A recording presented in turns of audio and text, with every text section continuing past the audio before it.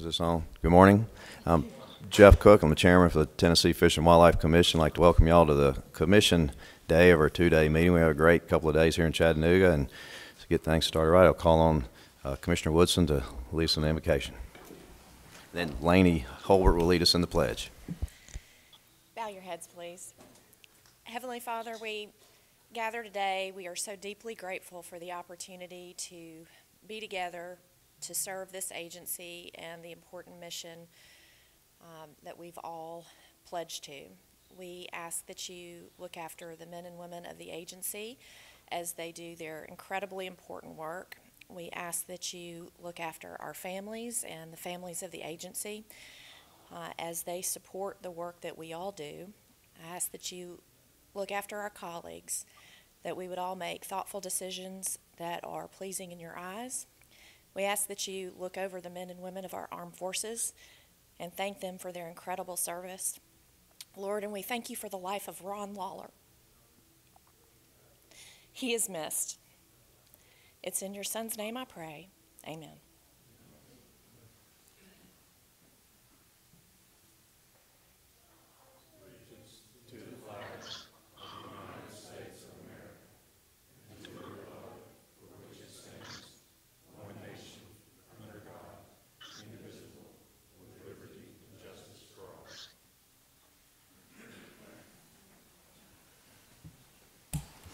Thank you, Laney. Great job. And was it, she caught a 32-pound catfish yesterday, is that right? Been a good weekend. Way to go. So, Danette, would you please call the roll? Here. Connie King. Here. Kent Woods. Here. James Stroud. Here. Angie Box. Here. Jamie Woodson. Here. Tony Sanders. Here. Bill Swan. Here. Dennis Gardner. Here. Chad Baker. Brian McLaren. Here. Kurt Holbert. Here. Jeff Cook. Here. Chairman, we have a quorum. And was James, did James say something? Is he here? Yeah. So we received the minutes last week, and unless anyone wants to read those, do we have a motion for approval? So motion approval of Commissioner Holbert and a second by Commissioner Sanders. So all in favor say aye. Aye. Any opposed? No. Thank you. So Commissioner Sanders, I'd like to have a few announcements. Yeah, thank you. Thank you, Chairman. First, I want to, on behalf of Bill Swan and the only two, I guess, Chattanooga people here, we are very thankful that we brought the commission to Chattanooga again, and I hope you guys had a good time and learned a lot too. So hopefully it was fun. And I want to recognize two people outside of the normal recognition you'll do in a second. First is Rob Pratula, who is my co-host. He gets up at 3 a.m. every Saturday morning to be on the radio with me, and my commissioners will appreciate this because typically the morning starts as, hey, I got a problem with TWRA, but my commissioner doesn't care. And I'm like, at 4 o'clock in the morning, no, you're right, I don't. So, but Rob has been with me now for 7 years, and then sitting next to Rob is my wife, Kina, who you had to bring the commission to Chattanooga to get her to come see us. What I want to say about her is this past July 4th, just a few days ago, she celebrated her 4th anniversary as a transplant recipient, and it's been fun to watch her go from someone who shunned the public life to someone that's become such an advocate for organ donation and transplants. So I wanted to recognize her.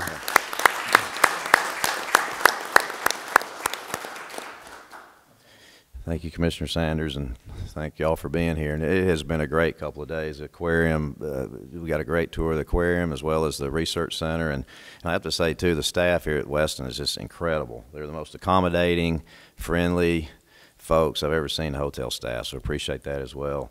We have a few other folks here, Mr. Leonard Ezel from the Highland Sportsman's Club, Laura Dyes and Clarence Dyes from the Tennessee Fur Harvester Association, Mike Butler from the Tennessee Wildlife Federation, Ashley Sutherland from Ducks Unlimited, and Dennis Tumlin from the Ray County Economic Development from Dayton. So any other announcements from the commission? No? Commissioner Cox. Thank you, Mr. Chairman. This morning, we've got a recognition to honor the memory, resolution to honor the memory of State Representative Ron Lawler. Ron was a friend. He was a Marine Corps veteran. He served education, the kids and the teachers, as a Shelby County Board of Education member, state representative.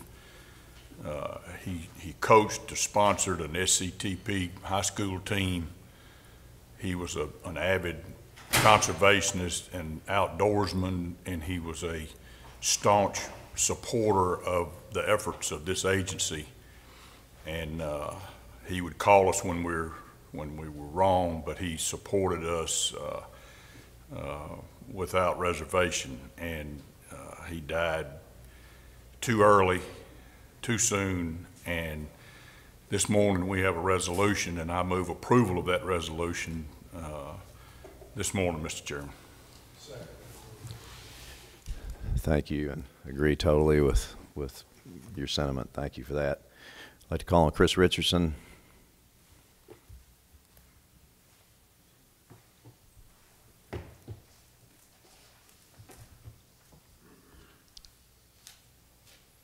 A resolution to honor the memory of Representative Ron Lawler of Millington. Whereas the Tennessee Fish and Wildlife Commission, along with the Tennessee Wildlife Resources Agency, were greatly saddened to learn of the passing of Representative Ron Lawler, true patriot and tireless servant of the citizens of Tennessee. And whereas a lifelong Tennessean, Representative Lawler graduated from North Jackson High School in 1967, he earned an associate's degree in history from Jackson State Community College and a bachelor's of science in political science from Austin Peay State University. And whereas while serving in the United States Marine Corps from 1967 through 1971, Representative Lawler received numerous military awards, including the Vietnamese Cross of Gallantry and the Navy Commendation Medal. And whereas Representative Lawler was a pillar of the Shelby County community, serving as a member of the Shelby County School Board, a lifetime PTA member, and charter member of the Arlington Kiwanis Club. And whereas elected to the General Assembly in 2006, Representative Lawler served as the chairman of the House Agriculture and Natural Resources Committee, where he held a critically important position of providing leadership regarding prospective legislation that may harm or help fish, wildlife, rivers, streams, forests, lakes, and other non-renewable natural resources. And whereas Representative Lawler was a leader and true champion of Tennessee's wildlife and natural resources. An avid sportsman, he enjoyed spending his time in West Tennessee swamps controlling beaver populations, chasing white-tailed deer and mallard ducks. And whereas a staunch supporter of the sportsmen and women of Tennessee, Representative Lawler always held fast in supporting good science and wildlife management principles and was the best advocate for professional wildlife management in the General Assembly. Whereas in 2015, Representative Lawler was recognized by the Tennessee Wildlife Federation as their Conservation Legislator of the Year, and in 2017 he received the National Legislator of the Year Award from the National Trappers Association. Whereas Representative Lawler leaves behind a legacy of selflessness and integrity in public life, compassion and loyalty in private life, and diligence and dedication in all his chosen endeavors. And whereas it is fitting that the members of the Tennessee Fish and Wildlife Commission, along with the Tennessee Wildlife Resources Agency, should remember this exceptional public servant, fierce friend, and legendary sportsman. Now, therefore, be it resolved by the Tennessee Fish and Wildlife Commission that we honor the memory of Representative Ron Lawler, reflecting fondly upon his impeccable character and his unwavering support of the Commission, the agency, and the sportsmen and women of Tennessee. Mr. Chairman, if I could, I just would like to add that not only was Representative Lawler a tireless advocate for the sportsmen and women of Tennessee, not only was he our defender of attacks in the General Assembly, I'm proud to say he was my friend. Thank you, Chris. And I met Representative Lawler on the day that the confirmation to go to the Hill and meet the legislators and confirm to be on the commission. And immediately I knew this guy was going to be a friend, and I learned that he is a true friend of the agency, and he will be sorely missed. if anyone else would like to make any comments.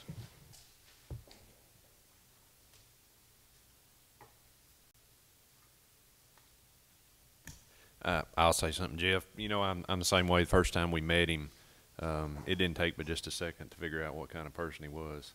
But first impressions mean a lot. I was at an event last week with several legislators, and every one of them, no matter what side of the political aisle they were on, were talking about how good of a person he was. If he disagreed with you, he would definitely let you know. And if he thought you were wrong, he might grab you up and show you how you were wrong and tell you the right way and convince you. But great Christian man, served his community in this state for a lot of years in different capacities. Hunted and fished all over West Tennessee, from coon hunting to everything, but just a true outdoorsman, a true patriot to this country. So we'd just like to thank him for his service.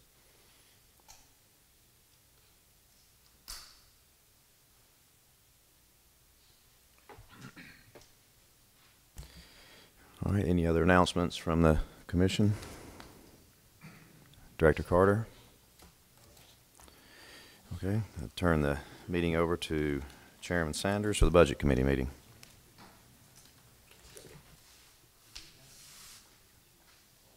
Oh, I'm sorry.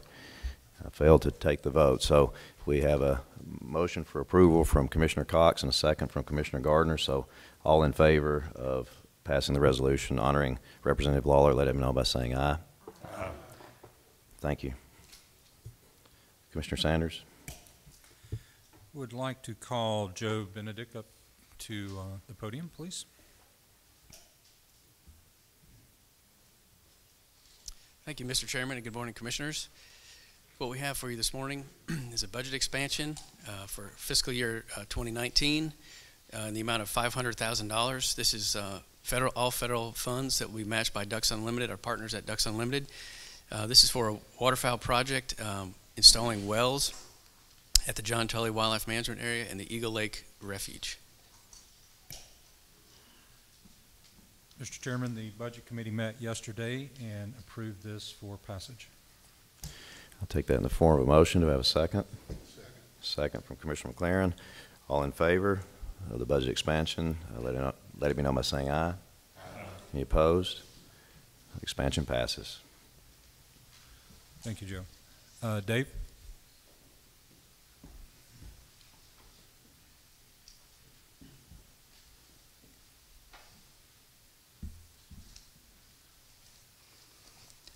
Good morning, Mr. Chairman, Commissioners. Yesterday we asked for your consideration of expanding Budget 3708 in the amount of $460,000 of wetlands funds to allow us to close out wells in Morgan and Scott County on TWRA property. We would appreciate your consideration. Mr. Chairman, the Budget Committee met yesterday and approved this and in the form of a resolution. Make a motion that this be passed. Thank you, Chairman Sanders. I'll take that in the form of a motion. Do I have a second? Second. Second from Commissioner McLaren. All in favor of the budget expansion, let it know by saying aye. Aye. Any opposed? Expansion passes. Thank you. We have an addition at this point. Chris Richardson will come to the podium, please.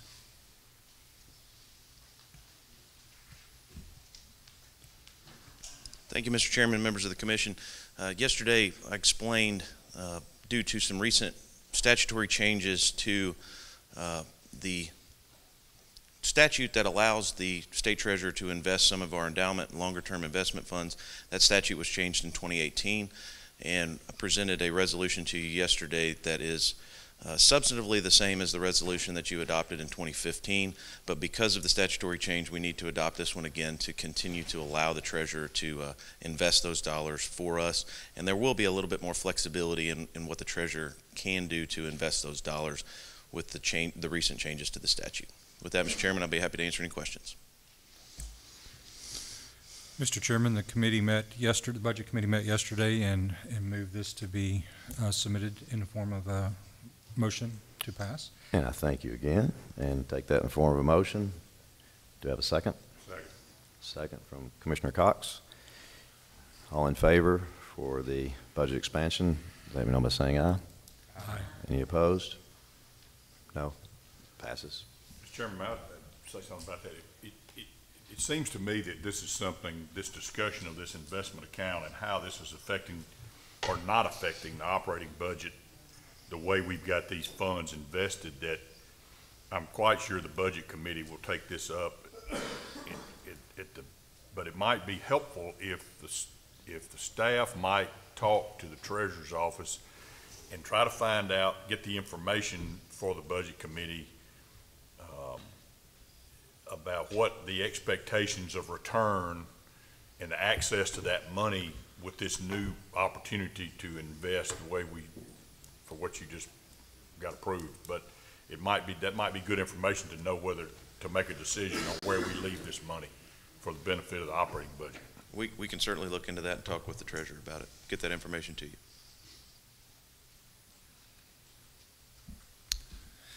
All right, I'd like to call Ken Tarkington to the podium, please.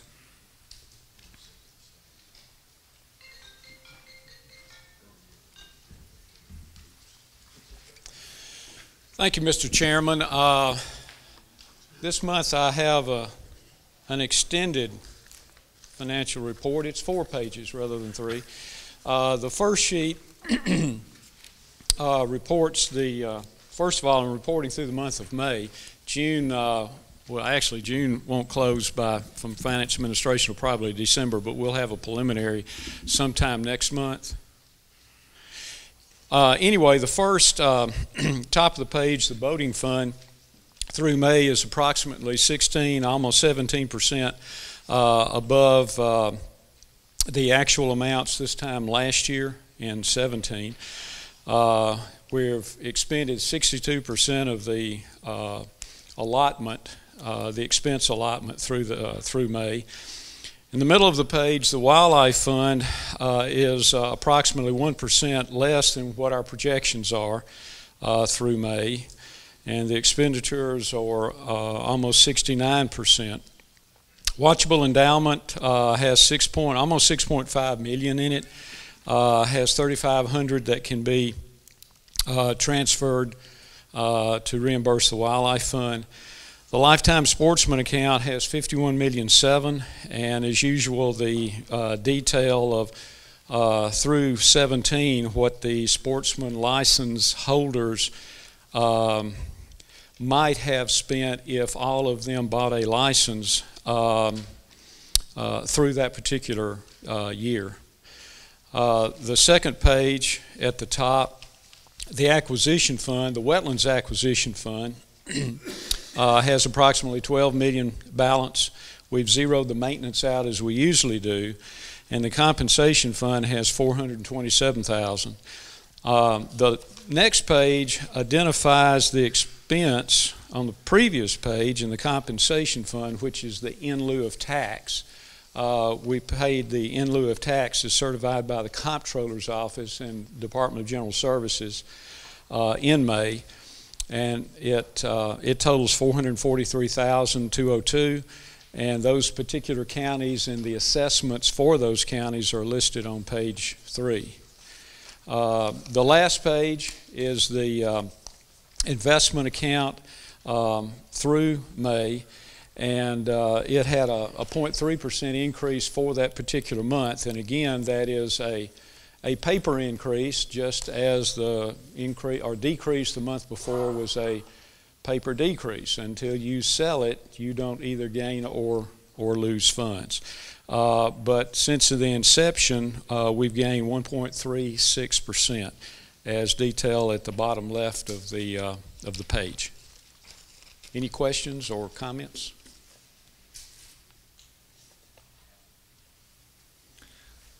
Do not see any questions at this time. Thank you. Thank you. Mr. Chairman, that concludes the Budget Committee. Thank you, Chairman Sanders. I'd like to recognize Chairman Woodson with the Fisheries Committee. Thank you, Mr. Chairman. I'd like to recognize Chief Frank Fiss for a presentation or 2.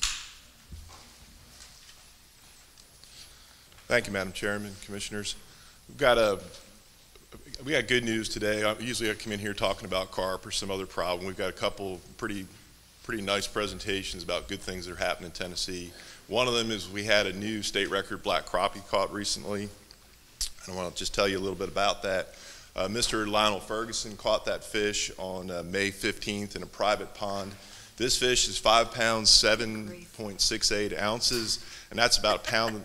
That's about a full pound bigger than the previous state record, which stood for 33 years. So it's a pretty significant capture. It took us a while to release the information as a true state record fish because we wanted to make sure it was a black crappie and not some sort of hybrid. Although it did identify pretty quickly as a black crappie, we wanted to make sure because we knew it had world record potential. So that's pretty exciting about this fish. It is big enough to be a world record crappie. So the next question is, will it be? And he has presented his information to the IGFA, and he's waiting to hear if it will be considered. And if it is, it will be our 9th world record all tackle fish in Tennessee, which is a lot.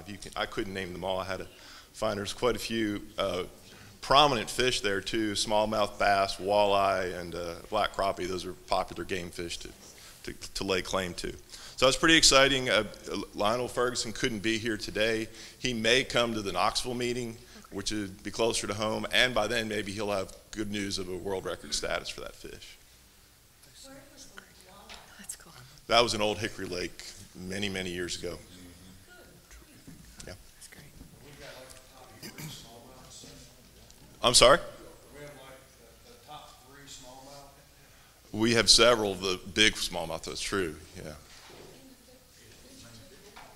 So that's exciting news, and we'll keep you posted on that if there's any questions about this. Otherwise, I'll go on to our next presentation. Madam Chairman? Great, please. Okay. The next presentation is going to be on a habitat for reservoirs, and it's going to be presented by our Assistant Chief, Jason Henniger, and he's got a great presentation of all the work the agency's been doing on habitat in these reservoirs, and it's work that's been going on for 30 years, so I want to let you guys know what's been going on.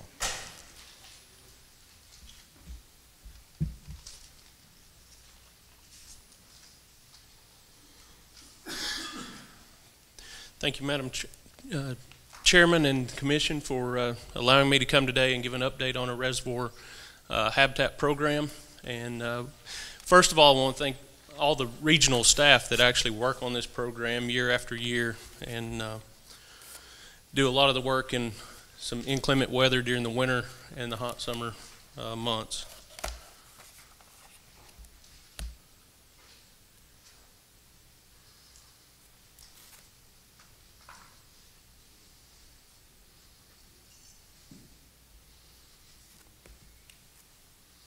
Sorry about that. Huh. Okay, there we go. Fish habitat is really anything in the aquatic environment that fish need to perform necessary life processes such as spawning, feeding, and growing to maturity. That can be anything from cover and structure to water quality parameters such as DO and water temperature.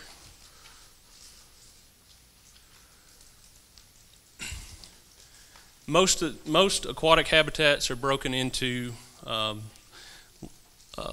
lentic or riverine type habitats, and then also into lodic or lake habitats. Reservoirs, which all but one of our lakes in Tennessee are considered reservoirs, have a unique characteristic in that they were riverine habitats that were made into lakes by mankind when they built dams and turned those rivers into lakes. They carry characteristics of both rivers and reservoirs because of the control structures that are located there on those systems.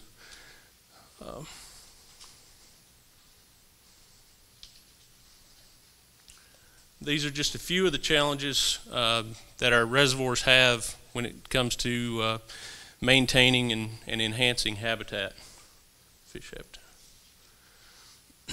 As you can see from this slide, a lot of our reservoirs are quite old.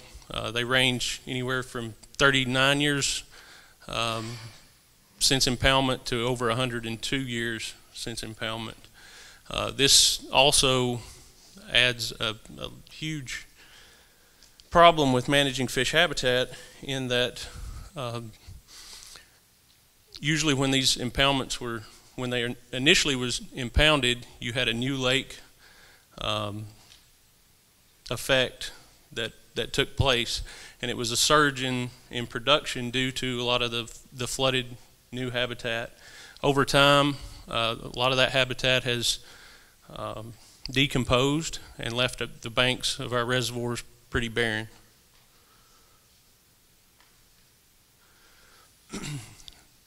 I spoke just a little bit about reservoir drawdowns and the operation of these systems by dams. Most all of our reservoirs are made for the purpose and controlled for flood control, power production, and navigation. This lends to periods of that during the winter that they draw those lakes down for flood control, and that drawdown can range from anywhere from 2 feet to 40 feet at Douglas Reservoir.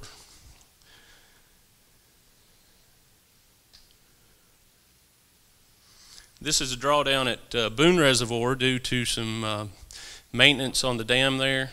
This project started in 2016, and normally Boone had a drawdown of about 20 feet for winter, but during this projected 7-year project, it's going to have a drawdown of 29.5 feet.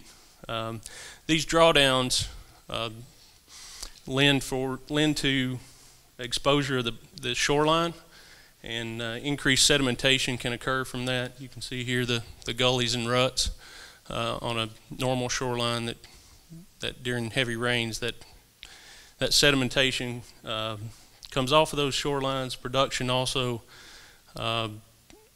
is diminished when that sedimentation either covers habitat or the nutrients in that are diminished due to the sedimentation. One thing with a long-term drawdown, you can see here in the photo, is some terrestrial vegetation can establish over long periods of drawdown, but normally under our yearly drawdown we don't see that type of vegetation reestablish. Another limitation to reservoirs is stratification. Stratification is due to different temperatures of water. In late spring, you have warming during the day and cooling as temperatures drop at night. As we get further into spring and early summer, those temperature differences in day and night, air temperature decrease, and the recharge of cold water into the lower depths, it ceases, and you have a thermocline set up, and the mixing of that upper and lower water, those upper and lower water columns cease to mix. So your DO levels are fairly set in that lower, colder water, and due to the generation schedules and withdrawals from a lot of our reservoirs, DOs begin to drop. Usually in June or July, we'll start seeing that thermocline set up and some of the DOs drop. You can tell by this first graph, at about 20 feet, your DO drops to about 5 parts per million. A lot of fish species will not use waters in those lower DO concentrations, so they're limited to that top 20 feet. For species that prefer cool waters like walleye and things like that, we do see some summertime mortality or DO pinches, and we'll get reports of fish flushing through some of our dams into our tailwaters. So DO and temperature can be as big a limiting factor as structure on the banks. And you can see here in August, due to cooling water temperatures, your water temperature drops back in the 70-degree range. Your DO, you begin to see some mixing, and your DO then goes down to about 60 feet there.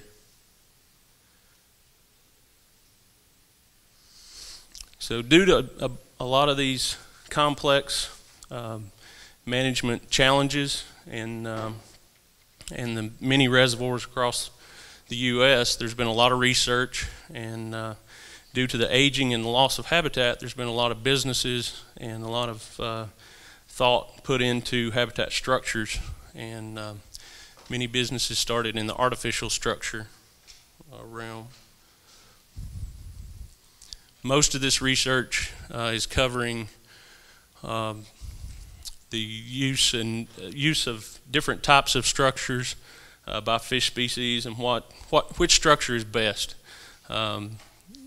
Really hasn't delved into what effect these structures would have on a population level for a lot of fish species. So going into what TWRA does for habitat management, we focus mainly on fish attractor construction to increase the availability of fish to anglers, to concentrate some of those fish, and shoreline stabilization in those areas where we see sedimentation and wave action erosion. This program has been going on for over 40 years. Frank had mentioned 30 years, but after delving in and talking to some of the people that first worked on some of the habitat projects that we had, it's well over 40 years old, and has been statewide for a long time. Each region has dedicated personnel to fish habitat. 3 of the regions have dedicated habitat budgets, with the 4th region having dedicated man hours within our reservoir management budgets for habitat work throughout the year.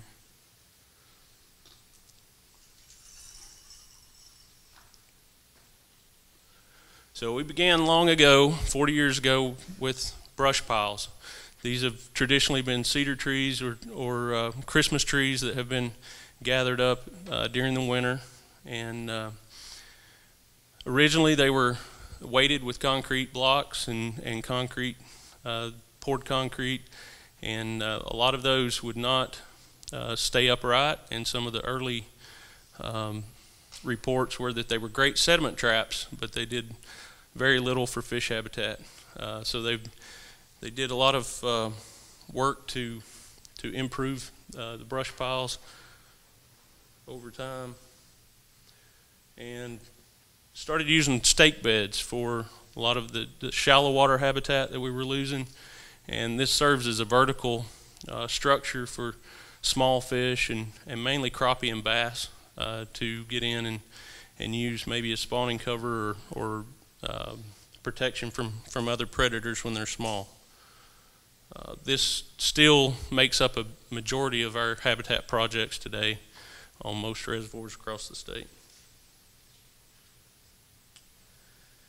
We've recently moved into artificial structures, and as you can see from this photo, that there's a wide variety of structures that are accepted and are used throughout the U.S. and also here in Tennessee. That center picture there is pictures of tires. After we found out that the trees early on were collecting sediment and really not acting as fish habitat, they began including tires in those brush piles. And that went on for quite a while. And so we went away from using tires and actually had some requests from some of the managing authorities to remove those when we come across them. So with any of the artificial structures that last for long periods of time, that is a consideration that over time we may have to go in and remove some of these structures if they become unsightly or unusable. Region 1 has recently worked up a design for a shallow water artificial structure. This is a 8-foot diameter by 4-foot high structure. Kind of simulates the stake beds. These can more easily be put in and with a little less maintenance than stake beds. With the stake beds, if they're in a shallow water situation, a lot of erosion and wave action can actually wash those stakes out, and they have to be maintained and refurbished every couple of years. With these, we could go longer periods of time and also increase the number of habitat sites that we have. They did a little cost analysis. The structures here in the black text, Georgia DNR or a Georgia cube, the cost for that, these costs come from a study that North Carolina did several years ago to look at the cost and effectiveness of structures, and we just tied on some of the cost of what our structure would be. And North Carolina study found that the trees initially were a better structure. They held more fish and concentrated more fish, but within about 2 years those structures had degraded and they had to be refurbished. And the Georgia cube, Georgia DNR, as it's listed there, for the cost of installation and cost to build it, long term that was a better structure than the trees. Our structure came in a little bit cheaper than a Georgia cube, and we think over time that structure would be a little bit better than our stake beds. If we find that fish use those, they'll last a little bit longer. We've began constructing reef balls. These are concrete structures that are poured into a mold. They've been used in several marine type environments, and you can see the picture there too in the bottom right hand corner. I believe that structure was installed in a display we have at the Gray Station Fair, and you can see how those fish are using that structure. Now, we have installed some of these in Percy Priest, but mostly these have been used in Region 4 in some of the TVA waters. We initially ran into some issues with this being a concrete structure, issues with permitting and where we could put these due to the hazards, boating hazards and things like that. As you can see, these are very heavy. You need either a tractor during drawdown time to install these, or a specialized boat with a boom, and so the equipment requirements to install these are quite high. We have used spawning structures for the most part. The structure you see here on the right with the spawning benches, we've used these a lot for smallmouth bass especially, but some of the other bass species will use these as well. And then we've done a few of the catfish structures, the barrels for the cavity spawners. This is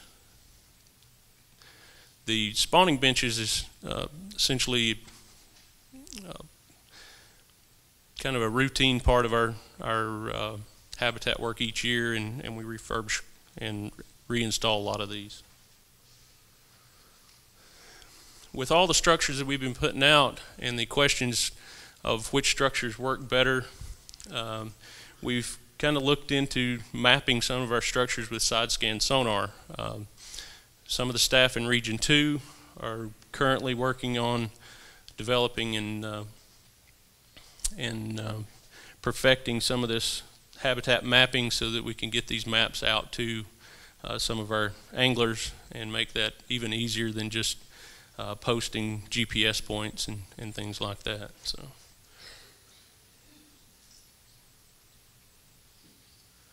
currently we have on our website about 587 sites listed. That changes as we complete more sites and we register those online. This is statewide.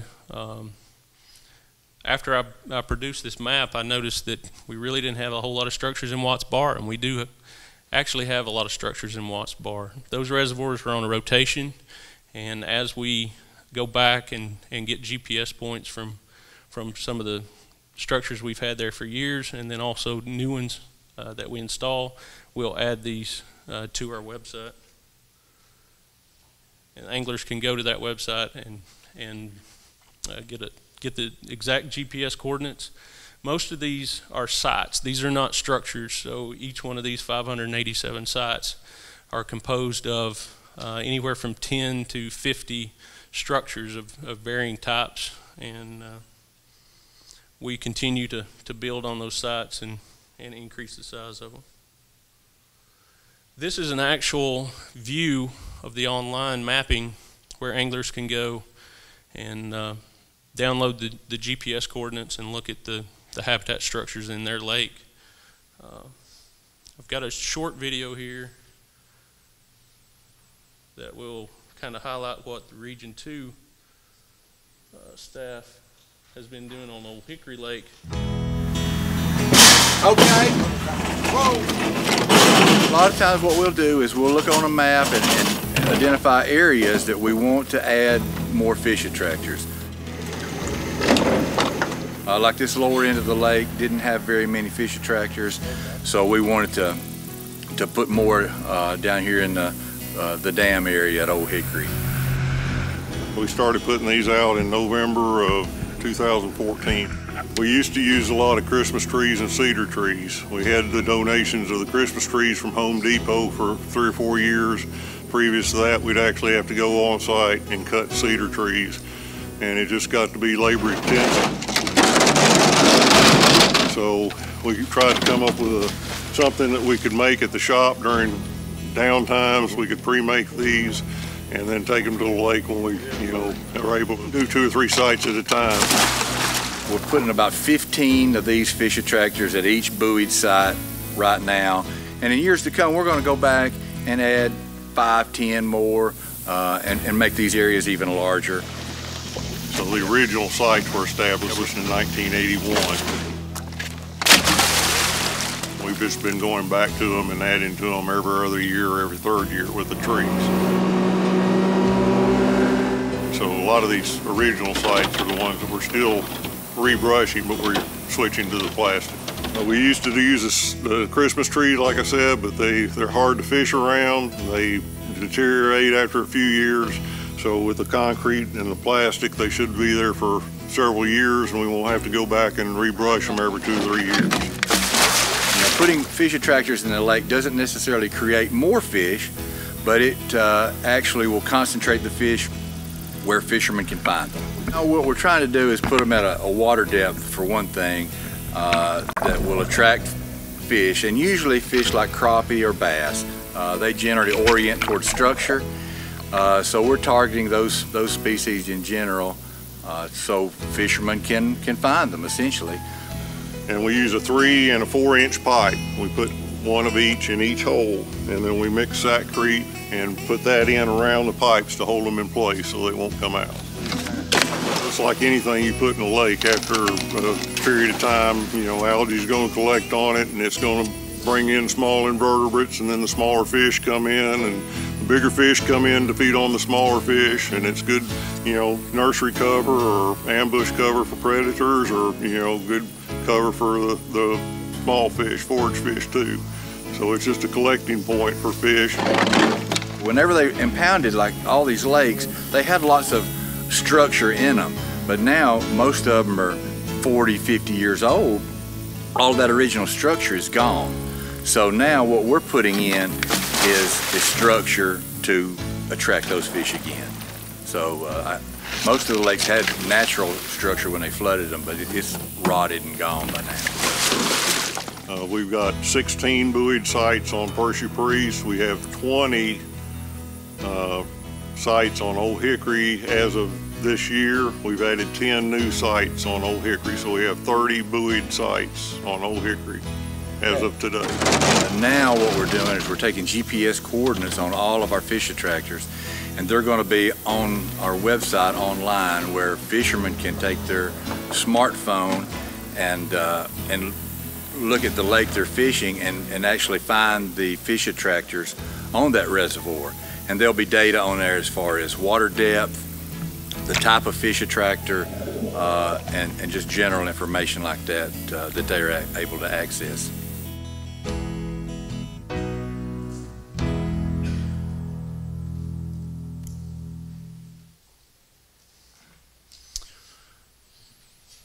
He had mentioned that there's 30 sites on Old Hickory. The new update, they have 40 sites on Old Hickory. They increased that last year by another 10, and also increased the size of some of those. A lot of good information on that page. Another area that we work in some is bank stabilization. It's nowhere near the amount that we do in fish attractors and the structures, but when the need arises to stop some of the sedimentation and erosion, we have worked on several projects where we've stabilized banks. Some of these are from Kentucky Lake, where they've stabilized some large areas, and then we do some fall planting of terrestrial vegetation. That has varied in success over time. A lot of times in our reservoirs, the guys will go out and plant these fall plots, just like a lot of you plant food plots in the fall. We go in and plant some of this terrestrial vegetation, hoping that it'll survive during the winter, and then when it's reflooded in the spring, it'll be a temporary place for algae growth and protection of young fish. Unfortunately, if we have high rain periods and high water during the fall and winter, these areas will be inundated by water, and all that vegetation will be killed. We've seen more probably benefit to deer and geese with some of these plantings than we do with fish, but a lot of this work has ceased, but we still do it in a couple places. We use a lot of cypress trees now we plant quite a few cypress trees, and not only do they serve as some fish habitat, they also serve for bank stabilization in a lot of areas. And actually on Percy Priest, it's thought that some of the areas have, it's collected enough sediment that it's starting to build up some small islands and things where we have these trees. Boone Reservoir is a project that we have going on and have had going on since 2016 in Region 4, and TVA found out that there was some needed repair to Boone Dam, and contacted our Region 4 staff and wanted to partner on buying some equipment and helping out some of the landowners around Boone Reservoir with beautification and stabilization of some of the banks there during a long-term drawdown. They were projecting a 7-year drawdown to that 29.5 feet worth of drawdown area, and so our guys have worked hard up there for the past 3 years, and they have hydro-seeded about 140 acres since 2016. That project is scheduled to end this fall. So we'll see what that total is coming up this fall, but they've done a great job up there to help out. But we've seen mixed success there as well with drought and over the last couple summers. Native aquatic vegetation, really have a hard time establishing native aquatic vegetation when you have drawdown periods of 20 to 40 feet in the winter, and those areas dry out. We have tried that on a couple of our reservoirs. Kentucky Lake, for years we had a project called Project Echo. It was educational,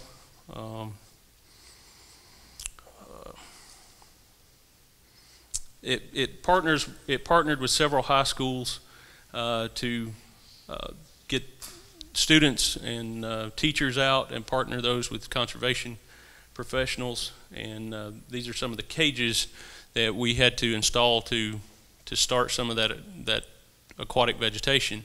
problem with that is a lot of times if the vegetation grew outside the cage, it was quickly predated on by turtles and carp and geese and a lot of other different species of animals. So that really has seen low success in the past, and it's really limited to some of the reservoirs where we have very small drawdown areas. David Crockett Lake renovation. We were kind of forced to draw down David Crockett Lake. It's an agency lake there in Humboldt, and we drew it down in 2016 initially to repair the fishing pier and the boat ramp. And while the guys had it down, they had some heavy equipment in the area, and they were able to install 150 stake beds. They essentially replanted some trees that they had removed from other areas, and they just dug holes and anchored those trees into the lake bed. And they wouldn't survive, but they were there and they were anchored in, so they wouldn't go anywhere. And then they also planted 160 bald cypress trees there in the flats and the coves. So that was a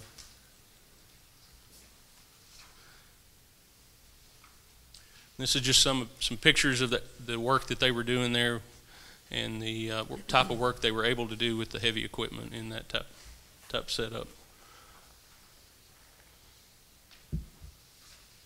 So I mentioned the tires and us removing them. This is a picture from Region 4, and I guess a day that they took to do habitat. They piled up all the tires in one small area, and we put quite a few tires in over time.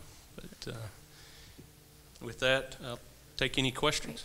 Thank you, Jason. We really appreciate the work that y'all are doing. I'm struck by a lot of things. One, the significant learning that you all have gone through in terms of what sort of an initial hypothesis of what might work, and then if it works, keep doing it. If it doesn't, try something new. I really appreciate that, and also really love how user-friendly it is for fishermen. And I'm thinking about how we communicate that incredible tool to have it online to make sure more fishermen know about it. That's really outstanding, and I think a really helpful asset for just letting folks know where the good spots are, because you don't get a lot of time to get out on a weekend or whatever, and maybe you're taking a young fisherman out to expose them to something new. It's a really nice tool for folks, so thank you very much. This definitely increases the quality of the trip people can have in a much shorter time. Yeah. I do want to, if there's no other questions, I just want to give an update. Oh, hold on, Jason. We got questions. Okay. We will not let you go. Oh, we got questions, or at least comments. Chairman Cook, I know, wants to be recognized, and then we've got other members. So thank you, though. Thank you, Chairman Woodson. Thank you, Jason and Frank. It's a great presentation, and I asked for this presentation because I'm very interested in really expanding what we're doing. I mean, y'all are doing a great job. You've been doing it for 40 years, and I think you've done a great job with that. But, we have 587 sites over 40 years. And so I would really like to expand it much greater than that because, as you said, and as the crew said in the video, all the habitat is gone on these reservoirs, and it's just a muddy, barren wasteland out there in the middle of these reservoirs. And so, and there's this discussion of, does it really enhance it maybe it attracts the fish, but does it really enhance the production of fish? And I think there's some research that I've seen that says it does, but I guess that's a thing you can argue. But intuitively, it seems like it has to. Just as he said, the algae grows on it, the small fish, the small invertebrates and the small fish, and then the large fish, and it just seems like it's another ecosystem, and we can just plant them, all over the lake. It's very expensive for us to do it, but we're working both within the agency and outside the agency with some groups that have a huge volunteer workforce that are already doing this.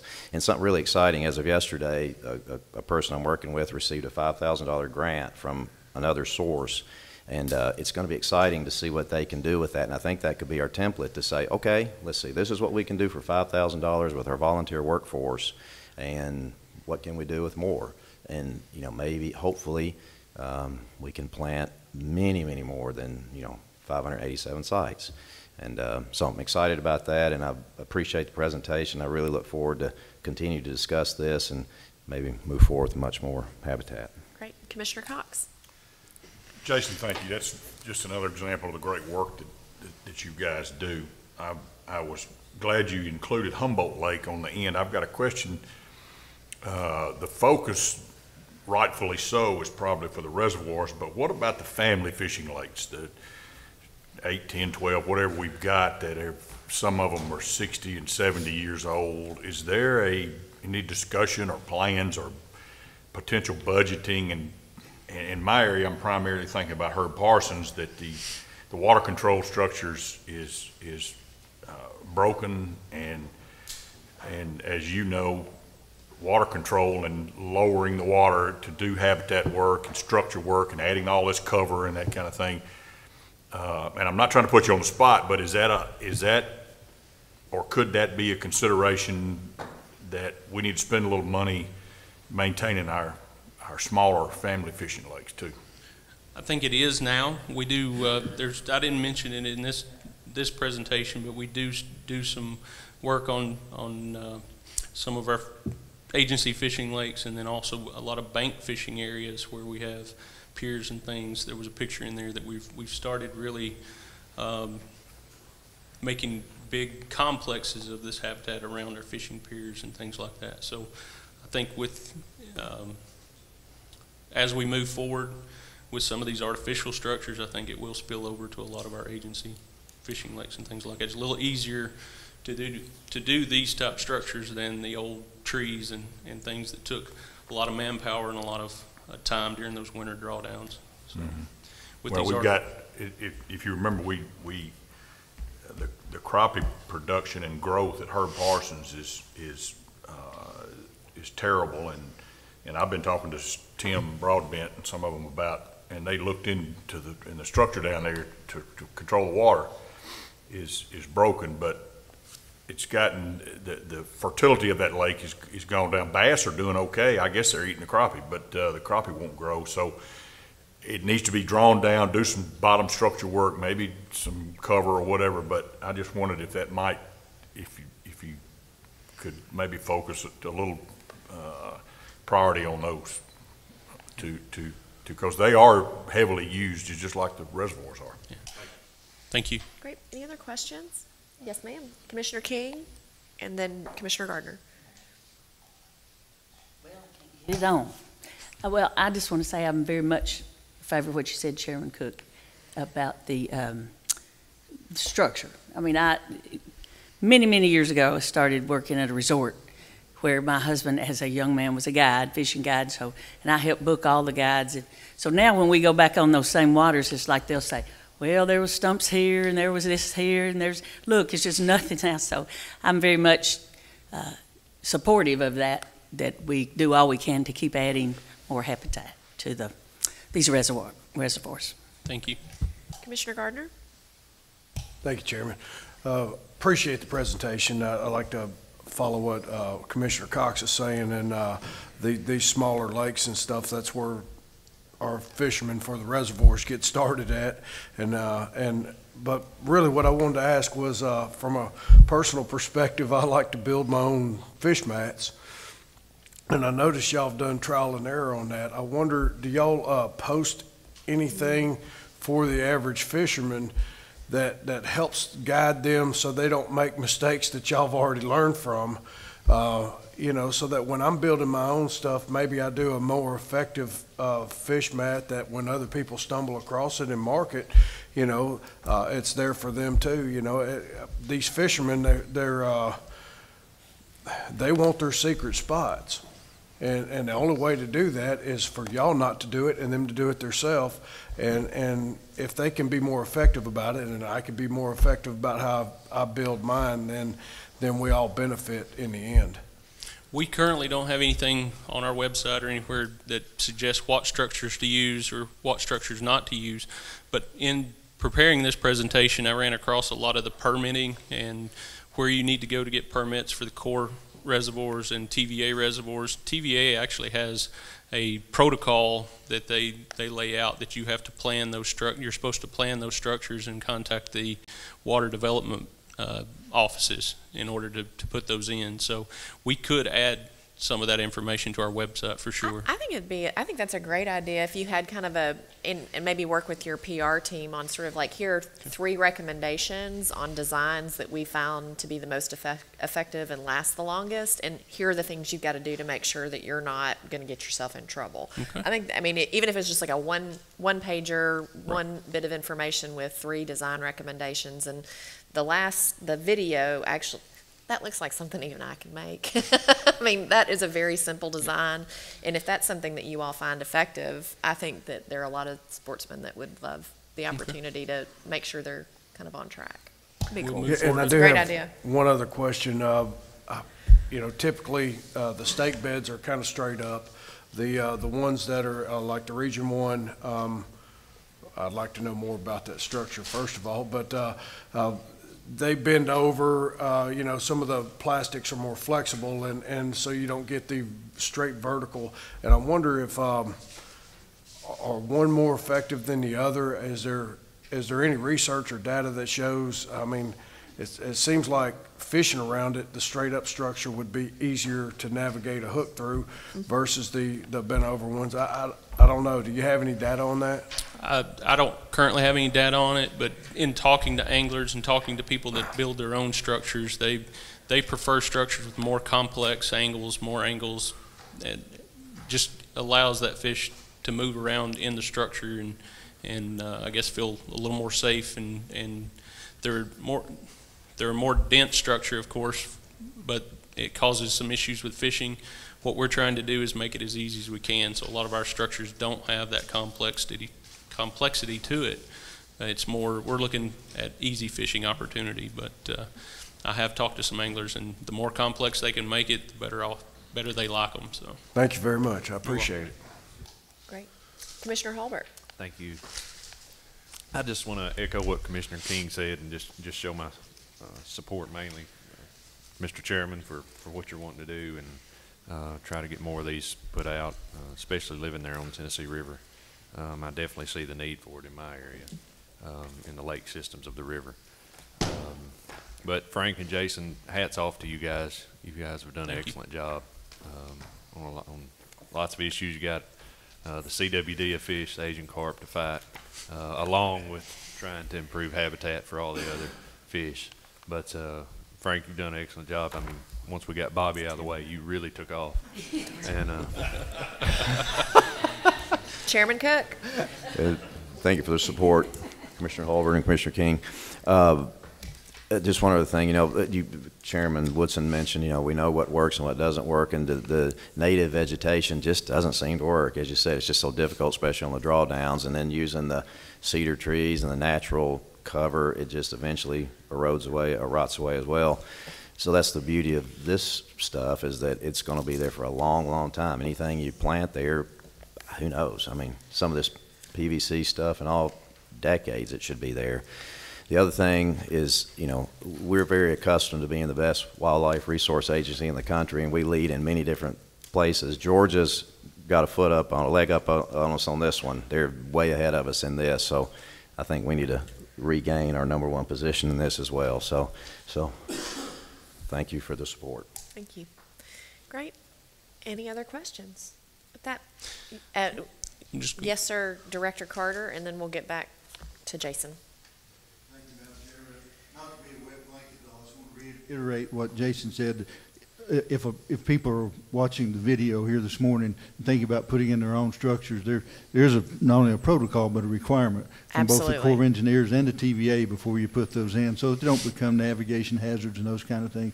So just, while everybody likes to do it, and many people do, just wanted to reiterate that this is something they did check through their reservoir managers. Thank you. I think that's and that's also, I mean, there's safety reasons, there's biological reasons. I think that's a really important point, and I do think it would be really helpful to have that information in one place, guidance, you know, regulatory guidance, but also perhaps design guidance. That's a very important point. Thank you. Jason. Just to expand on Dr. Dr. Cook's, or Commissioner Cook's announcement there of the grant, the Tennessee Bass Nation and the South Central Tennessee Bass Nation High School Junior region was awarded $5,000 from AFCO Bass Nation Conservation Grants for an expansion of our current habitat efforts on Timms Ford Reservoir. The grant will allow, the grant and volunteer effort from those clubs will allow to expand the number of structures from around 600 that we do annually there to possibly 2,500 over the next year or so. So Great. just want to let you know that Chairman with- Cook? Sorry. Just to Apologies, reiterate, you said it's a $5,000 grant that they hope turns into 2,500 structures. Yes, sir. That's a significant return on investment, I would say. That's great. Jason, any other updates? No, that'd be it. Thank you so much for Thank the you. helpful information. We really appreciate it. With that, Mr. Chairman, that is your Fisheries Committee. Thank you, Chairman Woodson. So that ends our agenda. Any other announcements or comments from the commission? Director Carter? Well, I want to thank Commissioners Sanders and Swan for a great time here in Chattanooga, and appreciate the this Chattanooga sampler that we've all been enjoying. We got a bunch of great treats from Chattanooga, so thank you very much for that. And it's been a great meeting. And our next, I forgot to look. What's the date of our next meeting? Sometime in August we'll have another meeting, and it's in Nashville. So August 23rd and 24th. So, and the Budget Committee will be meeting August 8th at 8 a.m., and I think there's going to be a Wildlife Committee meeting after that as well. So, any other comments? With that, we're adjourned.